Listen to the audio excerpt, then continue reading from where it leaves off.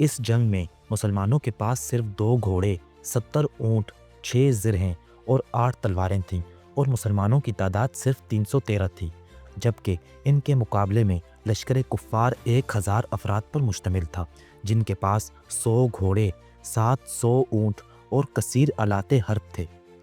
2 ہجری 17 رمضان المبارک جمعہ کا بابرکت دن تھا جب غزوہ بدر رونما ہوا۔ اللہ تعالیٰ نے نبی کریم صلی اللہ علیہ وسلم اور مومنین کو لڑائی کی اجازت دی تو انہوں نے قریش کے ظلم و ستم کے مقابلے کے لیے تیاری شروع کر دی۔ قریش کے علاوہ کچھ اور لوگ بھی قریش جیسا ذہن رکھتے تھے، ان کی پیش بندی بھی ضرور تھی۔ قریش نے مسلمانوں کو باور کرانے کی کوشش کی کہ ہم لوگ مدینہ میں بھی اثر و رسوخ رکھتے ہیں۔ اس کے جواب میں مسلمانوں نے بھی قریش پر یہ واضح کرنا ضروری سمجھا کہ اب ہم اتنے کمزور نہیں رہے جس قدر قریش سمجھ رہے ہیں، اب ہم قریش کا غرور توڑ سکتے ہیں، سیاسی و اقتصادی طور پر ان کی ناکہ بندی کر سکتے اور اپنے چھینے ہوئے حقوق بزور حاصل کر سکتے ہیں۔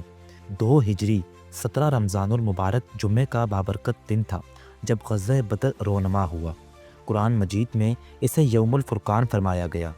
جنگ سے قبل رات حضور صلی اللہ علیہ وسلم نے اپنے چند جانثاروں کے ساتھ بدر کے میدان کو ملاحظہ فرمایا اور زمین پر جگہ جگہ ہاتھ رکھ کر فرماتے، یہ فلاں کافر کے قتل ہونے کی جگہ ہے اور کل یہاں فلاں کافر کی لاش پڑی ہوئی ملے گی۔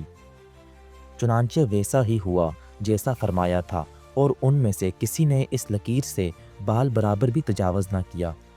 کیا شان ہے ہمارے پیارے آقا صلی اللہ علیہ وسلم کی کہ اللہ کی عطا سے ایک دن پہلے ہی یہ بتا دیا کہ کون کب اور کس جگہ پر مرے گا۔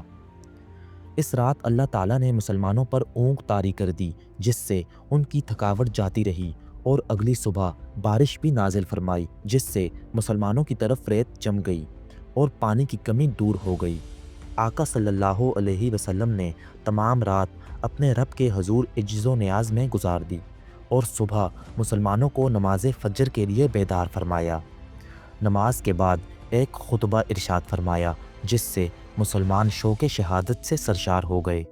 حضور صلی اللہ علیہ وسلم نے پہلے مسلمانوں کے لشکر کی جانب نظر فرمائی، پھر کفار کی طرف دیکھا اور دعا کی کہ یا رب اپنا وعدہ سچ فرما جو تو نے مجھ سے کیا تھا، اگر مسلمانوں کا یہ گروہ ہلاک ہو گیا تو روئے زمین پر تیری عبادت نہ کی جائے گی۔